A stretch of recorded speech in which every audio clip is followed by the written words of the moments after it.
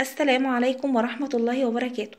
من فضلك أختي الكريمة، قبل ما تبدأي في مشاهدة الفيديو اضغطي لايك تقديرا لجهدي ولتعبي في التصوير. أتمنى لك مشاهدة ممتعة ومفيدة، وأهلا بك في القناة. السلام عليكم ورحمة الله وبركاته، وأهلا بكم في قناة عيشي حياتي. النهاردة يا بنات جاي لكم بفيديو جديد. الفيديو عبارة عن جولة في رف المنظفات الخاص بيا. الفيديو دوت إن شاء الله بإذن الله هيكون مهم ليكم، لان اثناء الروتينات اللي انا بقدمها كنت مثلا بنظف حاجه معينه، فكانت بتجيلي اسئله كتيره جدا: ايه اللي انا بستخدمه هنا، ايه بنظف دي ازاي، بستخدم ايه في تنظيف كده. فان شاء الله باذن الله الريفيو دوت او الجوله دي هتكون كافيه ووافيه عن كل اجابه على اسئلتكم، وهتعرفوا كل المنظفات اللي بستخدمها ايه وازاي بستخدمها وبستخدمها ليه وامتى وكده. تمام. الحاجات اللي في رف المنظفات بتاعتي حاجات مش اوفر خالص، حاجات جميله جدا في متناول اي حد يجيبها، ولكن لازم انها تكون في كل بيت. الجوله دي لازم لكل ست بيت عايزه بيتها على طول يكون ببرق ونضيف فعلا وريحته جميله جدا، ولكل عروسه داخله على بيت جديد وعايزه تعرف ايه المطلوب من المنظفات عشان يكون عندها في البيت. اولا انا هوريكم انا عملت ايه الرف ده وعملته ازاي وعملته ليه. هنا على الرف ده جمع كل استخدامات الحمام وكل استخدامات المطبخ وكل المنظفات الخاصه بالبيت كله. انا عندي الطرقه هنا في البيت ماسكه المطبخ والحمام جنب بعض، فهنا انا جنب المطبخ على طول وجنب الحمام بتاعي، فدي الطرقه بتاعتي. عملت ايه بقى يا بنات؟ جبت فيها رف. الرف ده كان خشب عادي جدا خالص، عندي ترابيزه مكسوره فاخدت منها القاعده او القاعده بتاعتها من فوق خلاص. وبعد كده عملتها رف، عملت لها علقتين وغلفتها زي ما انتم شايفين كده اهو. بايه؟ عارفين الورق الاستيكر طبعا معروف اهو ظاهر. غلفتها بورق من غير ما ادهنها ولا اي حاجه خالص. تمام. وجمعت عليها كل المنظفات بتاعتي علشان التشتيت بقى ومبقاش متشتته اجيب حاجه من هنا على حاجه من هنا خلاص. وجمعتها بالشكل ده في مكان واحد في الطرقه عندي، بحيث كل حاجه هتبقى في متناول ايدي. يلا بقى نبطل رغي كتير وندخل كده على الفيديو ونعرف كل منظف عباره عن ايه. هنزل لكم المنظفات من على الرف على الترابيزه تحت ونشرح استخدام كل منظف. بس قبل ما نبدا في الفيديو بالله عليكم عايزين لايك للفيديو ده يا بنات. تقريبا اول مره اقول لكم بالله عليكم علشان انا عايزه الفيديو ده يترفع، وجمعوا لي لايكات كتيره جدا.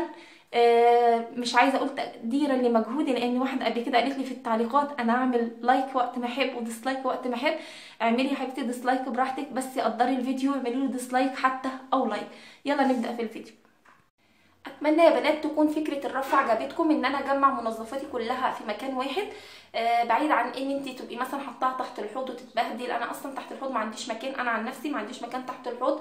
او تحطيها في حاجه في الحمام، وبعد كده مثلا برده ممكن من بخار الحمام وكده الحاجات دي برده بتتبهدل وعلى طول كده. انا حطاها في مكان جاف زي كده.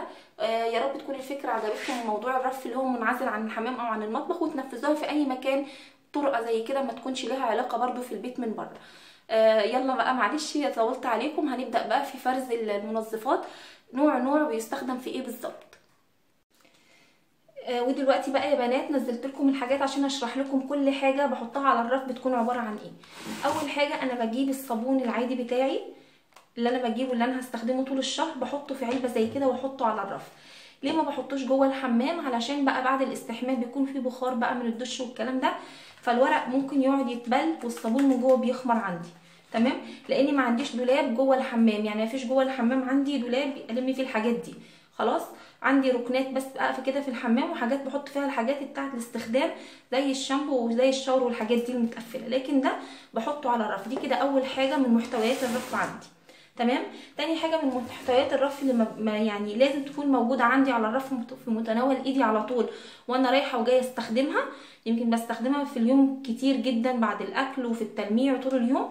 البخاخه اللي فيها جنرال على خل، جنرال على خل، دي لازم تكون موجوده عندي على الرف كده على طول. تخلص بملاها تاني واستخدمها على طول. موجوده عندي في رف المنظفات. موجود تاني في رف المنظفات عندي ملح الليمون.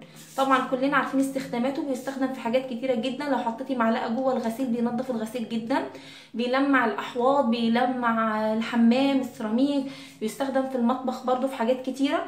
فبرضو دي بتكون مليانه عندي، لما بتفضى بملاها تاني. دي كده ملح الليمون لازم من محتويات رف المنظفات. ودايما الكربوناتو عملت لكم كذا فيديو. بزيل بدهون المطبخ، نظفت بيه معاكم المرتبه قبل كده. ليه استخدامات متعدده. بنضف بيه حوض المطبخ، تلميع الاحواض، حوض المطبخ الاستانلس، بنقع فيه عيون البوتاجاز. ده برضو لازم على طول العبوه دي تكون مليانه عندي رف الكربونات ومن محتويات رف المنظفات عندي.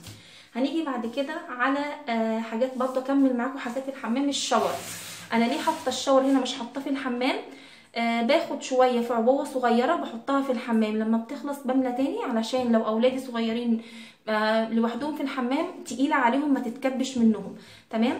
ده يا بنات شاور تندر، نزل جديد، كلنا عارفين برفان تندر كتير جدا عارفينه، نزل منه شاور بريحه تندر تحفه خيال، ريحته تحفه تحفه. ده شاور تندر، باخد برضو في عبوات صغيره، لما بتخلص في الحمام بملاها تاني ويبقى هنا العبوه عندي على الرف. تمام. كذلك بالنسبه للشامبو، انا بستخدم شامبو اللي هو باللبن والعسل، ده جميل جدا للشعر بيطريه حلو قوي، ده برضو من ماي واي. برضو كذلك الامر، بحط في عبوه صغيره، لما بتخلص بحط منها تاني من نفس الجيركن ده، والجيركن بيفضل عندي على الرف. خلاص. ايه تاني يا بنات؟ عندي ملمع ارضيات او معطر ارضيات او معطر ريحه الشقه كلها. يعني دي الحاجه اللي انا بنصحك بيها تجيبيها فعلا، خاصه في فصل الصيف، بتخلي البيت كانه فعلا ربيع. ده اسمه اكس لارج بعطر زهور الربيع. يعني دي حاجه مش هتتوصف، دي حاجه تتجرب مش اكتر من كده. هو من جوه كده بيكون سائل لونه بامبا، وده برضو من رف المنظفات عندي، لما بيخلص بجيبه على طول.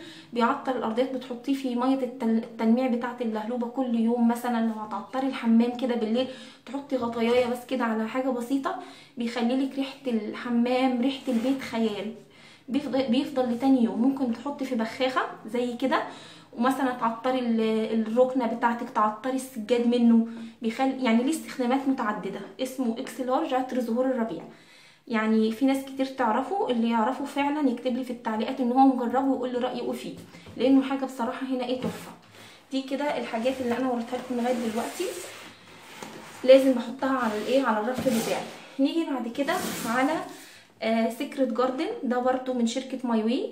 دوت بحطه في الغسيل عادي، زي ده زي بالظبط داوني وزي كومفورت والحاجات دي، بس ده اسمه سيكريت جاردن، ده من ماي واي، بسعر الفاتوره اقل من 35 جنيه. هو ب 35 جنيه سعر الكتالوج، بس اقل من كده في السعر العادي. بس صراحه ريحته تحفه. يعني هو عبوه صغيره، ولكن غطا واحده منه بس على الغسيل تكفي ان تخلي المنشر بتاعك رهيب صراحه. وبتفضل ريحه الهدوم للغسله اللي بعدها، بيفضل ريحه الهدوم جميله جدا جدا جدا. ده انصح بيه يا بنات لجميع انواع الغسالات. ده بستخدمه لتعطير الملابس. في منه مش عارفه نسيم العطر الشرق، وفي منه ارض الاحلام، بس نسيم الحدائق ده خيال صراحه يعني. طبعا باور الحمام، خلاص، اللي هو زي دق والحاجات دي، معقم، بس ده نازل بريحه الخوخ جميل قوي. مش شرط ان يكون حمامك مصفر او حمامك مش نظيف علشان تقعدي تحطي فيه. ممكن زي تعقيم كده في قعده الحمام وفي القعده العاديه او في جدار الحمام، بيعطر ويلمع وينضف برضو. ده اللي هو ايه، اي حمام لازم يكون فيه اصلا. ده بقى حاجة اسمها باور قاهر للدهون ومزيل البقع العنيدة والصدى وبقع الدم، بقع الروج، بقع الاكلادور، اي بقع عندك سواء في السجاد سواء في الملابس سواء في اي حاجة.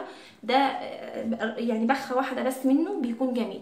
ده بقى البيت اللي بيكون فيه اطفال يا بنات، زي ما احنا عارفين كلنا، يكبوا حاجة، يعملوا شاي بقع كولا مثلا، حاجات من الحاجات دي، فبتحطي رشة واحدة بس منه، ولا مش بيبهت الحاجة ولا بيأثر عليها.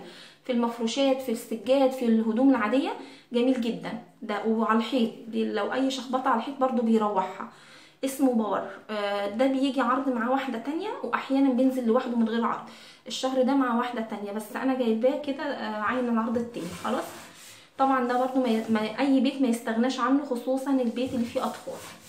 ده اللي هو زي ديتول كده، على هو المفروض انا يكون عندي ديتول. الديتول غالي جدا صراحه، ده يعتبر مقام الديتول. هو برضو من شركه ماي واي، انا جايباه باللافندر، وفي منه بالريحه العاديه لونه ازرق، لكن ده ريحته جميله قوي زي الجنرال. انا على فكره بيكون عندي جنرال دايما، وزي دايما شايفين ان انا بستخدمه في المسح، دايما بيدي لمعه للارضيات، ولكن هو خلصان من عندي، مش يعني وقت الجوله وانا بعملها هو خلصان، لكن هو لما اجي امسح لازم يكون عندي جنرال برضو. ده برضو يعتبر زي الجنرال، رغوته عاليه قوي، يعني غطا واحد بيديكي رغوه غير طبيعيه، بيعمل رغوه كتيره جدا. بحب استخدمه بقى بالليل وانت رايحه تنامي، تحطي غطا كده على جردل ميه او حاجه وتكبيه في ارض الحمام وبالفرشه، بيخلي ريحه الحمام جميله جدا، بتحسي بقى انك رايقه كده. تمام. طبعا عندي برضو اللي هو ده يا بنات، اللي هو بتاع الملابس السوداء، سوبر باور جيل بتاع الملابس السوداء، لان انا لبسي عبايات سوداء ولبسي اسود كله، فبستخدمه دايما للعبايات بتاعتي. خلاص. طبعا باور مزيل الدهون غني عن التعريف، بستخدمه دايما معاكم في المطبخ. خلاص. طب ليه انا مش حاطاه في المطبخ؟ انا عندي عبوه تانية فاتحاها في المطبخ، ودي عبوه تانية عيناها هنا في الخزين يعتبر، لما باجي استخدمها باخدها معايا جوه في المطبخ. ده بتنضفي بيه حلل الستانلس المحروقه، بتنضفي بيه عيون البوتاجاز، بتنضفي بيه دهون اللي حوالين البوتاجاز كلها، اي دهون عندك في المطبخ، يعني سحر. ده فظيع فظيع يعني. انا عملت ليكوا كذا حاجه بيه قبل كده برضه. طبعا اللهلوبه اللي جالي عليها اسئله ياما برضه، عندي واحده في المطبخ محطوطه على الحوض تملي ما بتخلصش، ودي الخزين بتاعي منها، لما تخلص اسحب التانية. دي جايباها الشهر ده، جايباها بريحه البنفسج، دي سعرها 16 جنيه، عباره عن سائل معجون من جوه. متهيألي كل روتين ليا هتلاقي فيه اللهلوبه، عامله لكم فيديو في القناه اسمه استخدامات اللهلوبه المتعدده. ممكن تنضفي بيها الذهب، ممكن تغسلي بيها الاحواض، تغسلي بيها الالمونيا، بتخلي الالمونيا بتبرق فظيعه. تغسلي بيها البوتاجاز نفسه، ممكن تعمليها خلطه وتدوبيها تفكيها تبقى سائل لتنظيف المواعين. احيانا تحطيها في البخاخه زي كده تديكي ريحه للمطبخ وتلميع وتنظيف. صراحه استخداماتها متعدده بطريقه فظيعه، اللي هي اللهلوبه يا بنات. خلاص. ده كده كمان حاجه، رف المنظفات عندي لا يمكن يخلى منها. بستخدم ايه تاني بقى يا بنات؟ استنوا كده بقى معايا. ده شايفين هناك الطيب ده بتاع الغسيل العادي. على فكره المكان اللي انا قاعده فيه ده المفروض هو مكان الغساله، ولكن انا شايلاها عشان كنت شفت فيديو الغساله عندي في الفتره الاخيره، جبت الغساله ورجعتها، فحصل تغيير في مكان الغساله عندي وكده، ولكن الغساله موجوده في الطرقه تحت رف المنظفات مباشره. تمام يا بنات. كده انا وريتكم تقريبا معظم الحاجات. باقي بقى ايه؟ باقي ده كده اهو. ده طبعا انا بشتري مثلا كل فتره يا اما علبه بريل، يا اما فري، يا اما اوكسي اللي هو صابون سائل. ولما العبوه بتخلص دي فري، لما بتخلص ببدا اخد من الجيركن الاساسي. بشتري جراكن زي كده اهيت، بسم الله اهو يا بنات. بشتري جراكن زي كده. الجيركن دوت وفير طبعا غني عن التعريف، هو بيرغي جدا، بيعمل رغوه عاليه. ده الحاجه اللي هكون امينه معاكم طبعا، ولازم اقول لكم ما انصحش باستخدامه. انا ما بجيبوش اساسا الا نادرا. ابني لما بعته يجيب راح جابه، قلت له هات فيبا، اتلخبط وجاب وفير. انا بستخدم اما فيبا واما بريل، تمام، واما اوكسي، اي حاجه من الثلاثه دول، اللي هو بتاع المنظف المواعين ومنظف الصحون. ولكن ده يا بنات في حاجه بالله عليكم، لو حد زي يكتب لي في التعليقات، لما بفتحه من جوه بشم فيه ريحه ليمون معفن، او ليمون اللي هو البايظ. تمام. عارفين الليمون البايظ كده؟ ريحه ليمون بايظ بالظبط جواه، ريحته وحشه جدا، بيرغي جامد، رغوه غير عاديه. اوكي، تلاقي الحوض ما شاء الله كله رغوي، ايه، لا بيشيل دهون ولا بيعمل لي لمعه كده كويسه في المواعين. ما بحبوش صراحه، ولكن اضطريت بقى ابني جابه، ما حبيتش ارجعه تقيل وكده، ما رجعتوش. والفري دوت طبعا غني عن التعريف ومعروف. خلاص. فلما بتخلص العبوه بفضل كده، لما بقى مثلا تبدا العلبه تدوب عندي اروح جايبه عبوه صغيره عندي واخد من الجراكن الكبيره. عندي ايه تاني؟ بجيب يا بنات الكلور الفرد. عارفين الكلور اللي بنباع باللتر عند بتاع المنظفات؟ بجيبه زي كده. دي طبعا عبوات فاضيه عندي، بحط فيها، ده عبوه فاضيه دي عبوه فاضيه، بعبي فيها الكلور زي كده. يستخدم بقى في قعده الحمام كده، عشان مثلا تبيتي فيها بحيث تتعقم، في تطهير حاجات كتيره. طبعا انا مش هقول الكلور بيستخدم في، كلنا عارفين الكلور بيستخدم في حاجات كتيره جدا جدا. ده كان برضو بجيبه احيانا اكس لارج، اللي هو منظف السجاد، اللي هو يعني شامبو ريحته جميله جدا، بتاخدي على سبونشه وشويه ميه وتنضفي السجاد كده على الناشف، بيخلي ريحه السجاد جميله. المنتج ده بس هو خلصان دلوقتي من عندي، بجيبه برضو بس كتير بستخدمه في فصل الصيف. تمام. ليه؟ لان الغسيل الجاف عندي في الصيف ممكن اعمله بحيث ان السجاده ممكن اعملها مثلا الظهر تلاقيها على العصر نشفت اساسا لو بالمروحه او شويه شمس بره. لكن التنظيف الجاف لو كل شويه هعمله في الشتاء هيكمكم لي الشقه صراحه يعني. تمام. يبقى كده ده الكلور برضو اللي انا ما بقدرش استغنى عنه نهائي خالص في البيت. كل الحاجات اللي انا يا بنات عرضتها معاكم دي حاجات ضروريه جدا، لازم اجيبها في بيتي على طول علشان بيتك يبقى نظيف وريحته جميله. الحاجات دي انا عرضتها لكم من باب ان حضراتكم سالتوني كتير جدا عنها اثناء الروتين بتاعي اليومي. فتقريبا انا كده كفيت ووفيت وجبت عن كل حاجه. الحاجات دي كلها بستخدمها، كربوناتو وملح الليمون الكلور الشوارات والشامبوهات قلت لكم ليه بحطها في الرف عندي عشان ما تتبهدلش في الحمام. الصابون برضو بضطر ان انا احطه علشان ما يتبهدلش من بخار الحمام. والبخاخه، وفي حاجه طبعا بس نسيت احطها دلوقتي في الجوله، معطر الجو، بس موجود عندي بره في رف الصاله. بيكون موجود العبوه الاساسيه اللي انا بخفف منها، لكن العبوه الاساسيه خلصت، فبقي بس اللي هي البخاخه بره اللي فيها المعطر نفسه.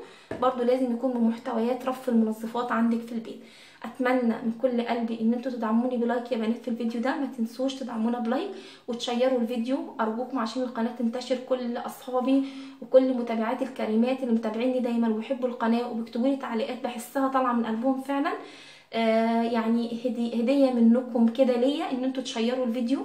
اتمنى يا رب يا بنات الاقي فيديو بتاعي منتشر في كل مكان، دي حاجه هتسعدني خالص، وتدعموا الفيديو بلايك. بس يا بنات ان شاء الله باذن الله انتظروني في فيديو جديد هيعجبكم اول مره الجايه ان شاء الله باذن الله. اترككم في رعايه الله، والسلام عليكم ورحمه الله وبركاته.